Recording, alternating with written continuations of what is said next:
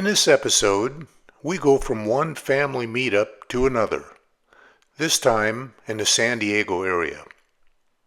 Hi, I'm Dave Atkinson, and welcome to Life on the Strait. Thank you for watching, and if you'd like to follow our 2-year journey as it unfolds, please consider subscribing, which is free.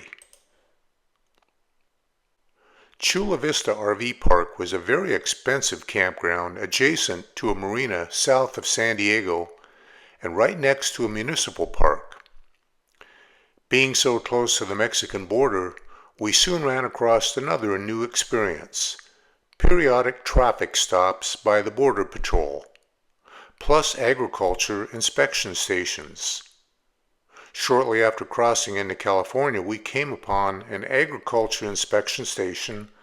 We had stocked up with groceries in Yuma, fruit amongst them, and now California wanted to confiscate it. Any fruit on board? Nope. Go ahead. I don't like to lie, but we paid good money for our groceries, and I didn't want to just hand them over.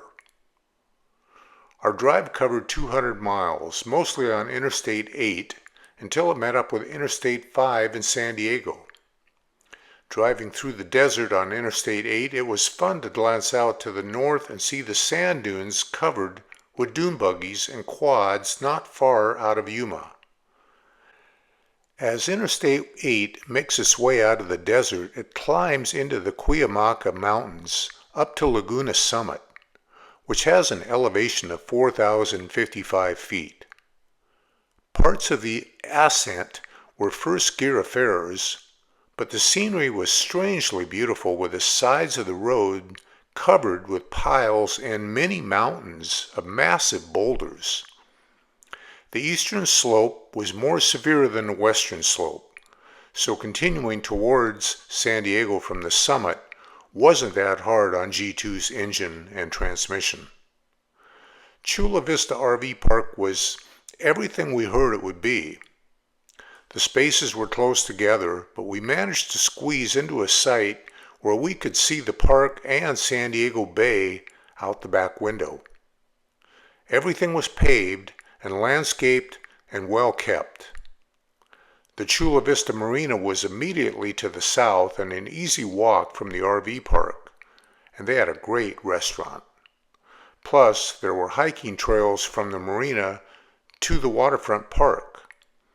We couldn't have picked a better spot from which to sightsee in the San Diego area. We would be staying here for 11 nights. San Diego is a place that we both really wanted to see. I had been here back in 1975 before meeting Amy, as I helped my mom move from Arizona to California and motored into San Diego to visit the zoo. About all that I remembered about the zoo was the moving sidewalks that went up the hillsides of the zoo, so it would be fun to see it anew. We also wanted to go to SeaWorld, the Midway Museum, the safari park, and to drop in on my niece to see where she lived. Our first outing was the following day when we headed off to see the San Diego Zoo. We bought a 3-park pass for $314, which allowed us into the San Diego Zoo, the San Diego Safari Park, and SeaWorld. The San Diego Zoo is something to behold. Not just the animal exhibits and how they are staged, but the variety and quantity of foliage is by itself worth the price of admission. The star attraction was their panda exhibit, but we loved it all, especially the primates and elephants.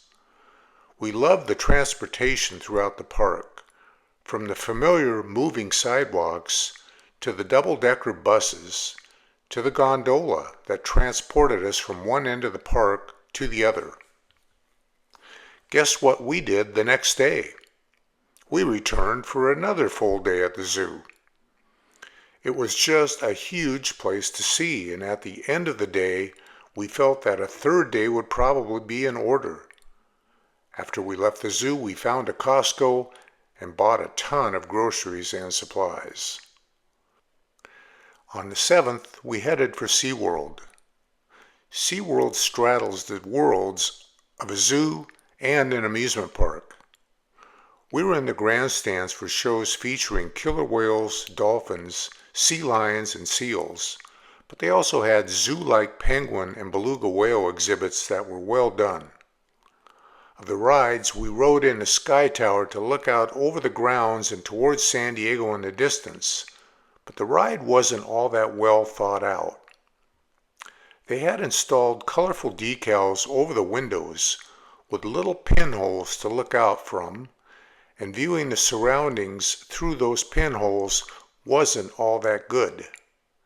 Amy declined to ride the Manta roller coaster with me, but I had a blast. We both rode on the Shipwreck Rapids ride, and we got soaked.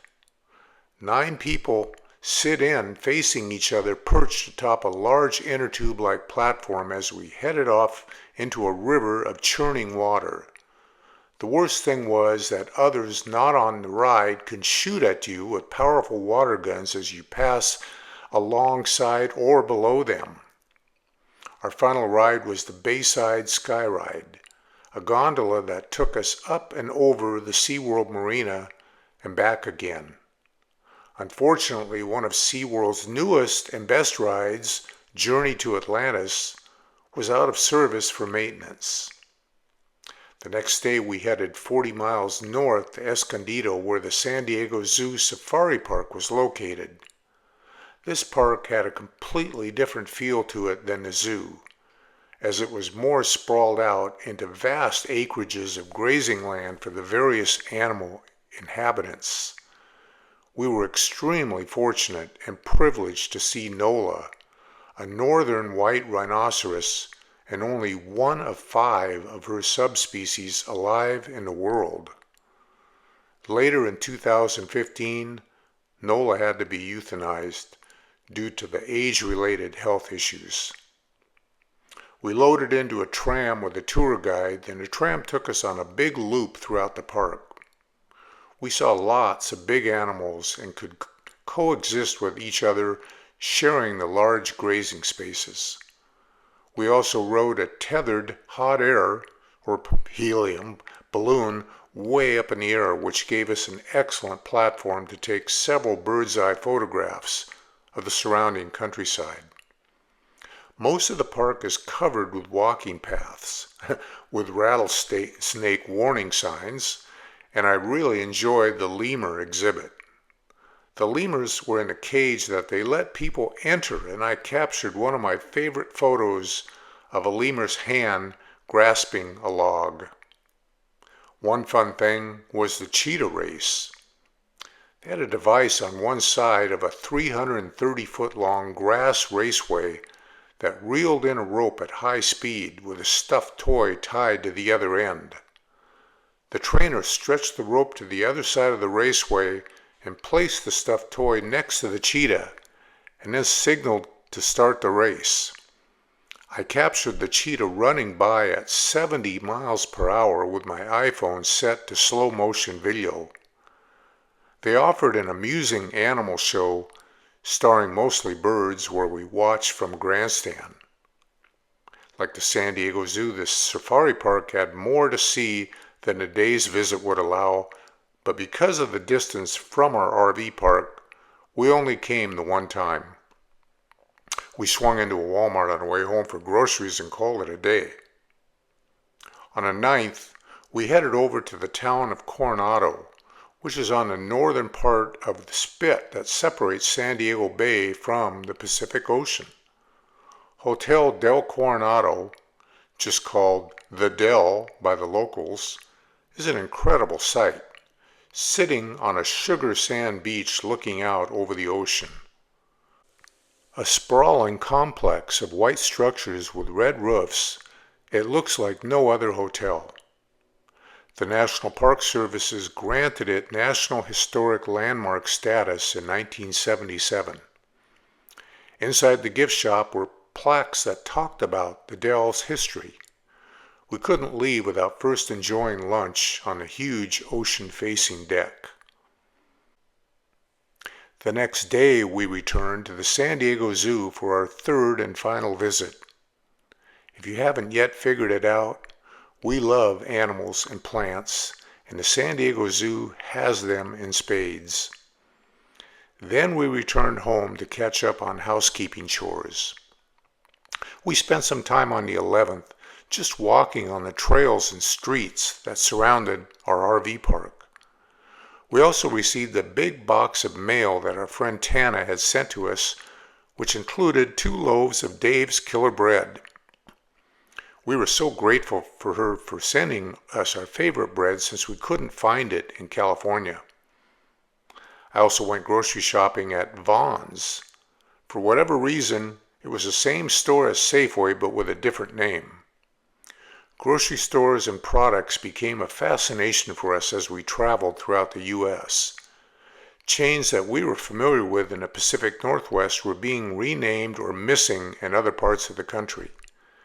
In the Seattle area, stores carried Dreyer's ice cream. In other parts of the country, the exact same ice cream is named Eddie's. Tillamook dairy products are offered in stores throughout the West, but that's about it. On the East Coast, Publix is a huge supermarket presence, but is unknown on the West Coast.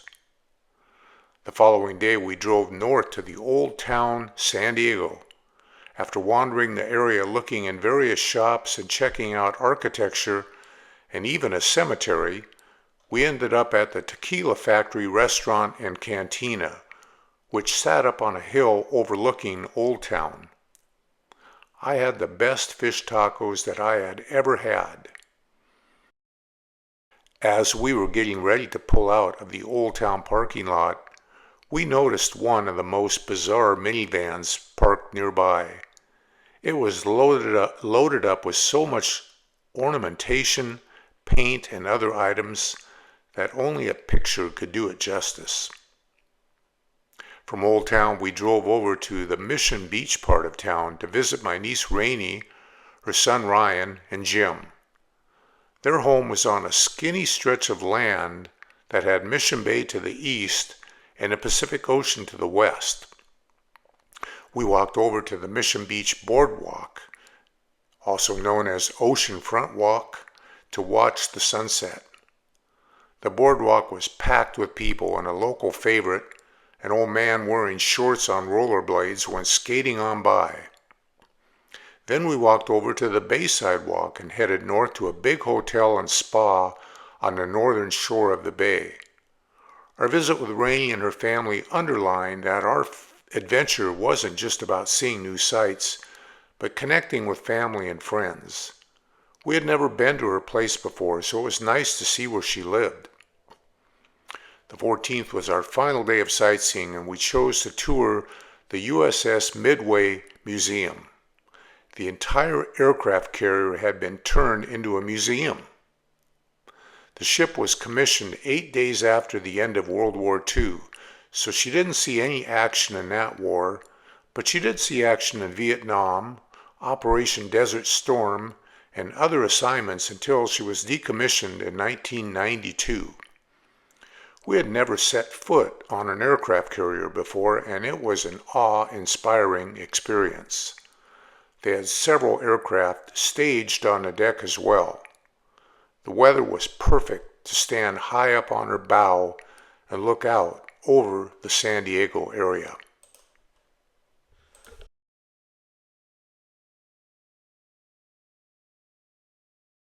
Next time our travels take us to Mesa, Arizona, where we will reunite with the family members that we recently met up with in Death Valley.